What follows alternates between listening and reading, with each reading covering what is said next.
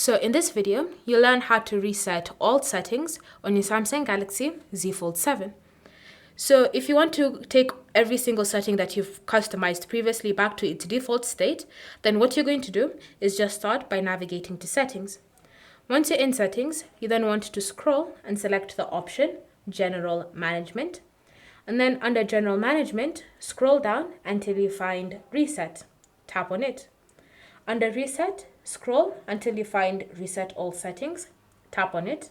Then confirm your choice by tapping on Reset Settings. Enter in your current PIN, password, or pattern for identification purposes.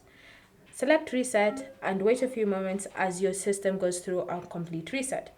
So now all the customizations that you had previously made will be taken back to default, and then your device will go through a restart process so that everything is applied successfully.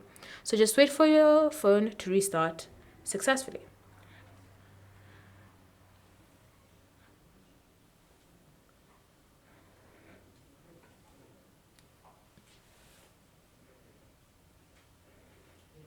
Then once it's been reset, you can go ahead and unlock your device, and now everything has been taken back to default.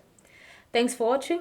If you have any questions or comments, leave them down below and we'll get back to you.